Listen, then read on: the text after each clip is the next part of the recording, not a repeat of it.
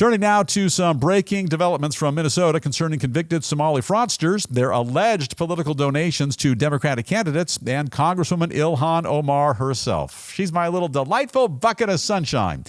According to new reports, the FBI is now actively investigating a number of political campaigns in the North Star State and looking into whether or not they illegally profited from the massive amount of Somali welfare schemes which have rattled that state to its core.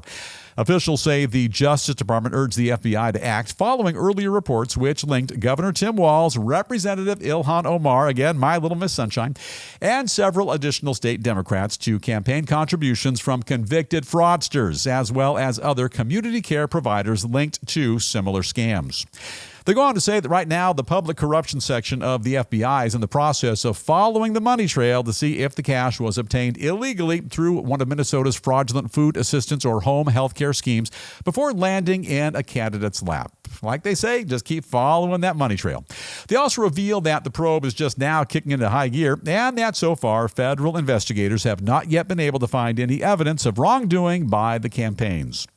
In any case, according to state records, campaign donations from fraudsters directly linked to Minnesota's colossal public benefit scams have already wound up in the hands of Governor Walz, Representative Omar, and a Somali American state senator, a guy named Omar Fateh. You know that guy.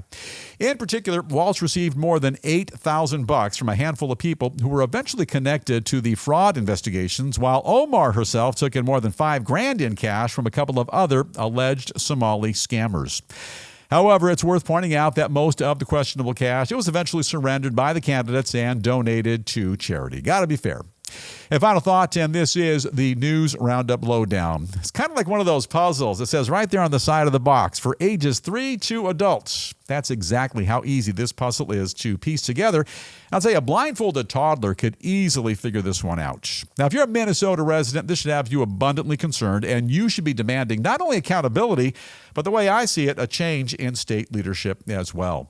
You know, at this point, all of Minnesota, and perhaps the entire country, they know full well who this Tim Walz character is, and Ihan Omar has done nothing short of making a spectacle of herself on the regional and the national stage. Now to rub some salt on a painful and festering wound, these two upstanding leaders and some additional Democrats are being investigated because they may have had their campaigns partially financed by folks who have participated in fraud scams right there in Minnesota. America, what more do you need? Walz, Omar, and others being closely scrutinized by the Justice Department, the FBI, and even the President of the United States of America. The trail of corruption tragically easy to follow. And it all reminds me of something the great tabloid writer William Shakespeare so eloquently penned many years ago in a thing called the Denmark Enquirer. His exact quote, if I remember correctly, he said, "Something is wrong in the state of Minnesota."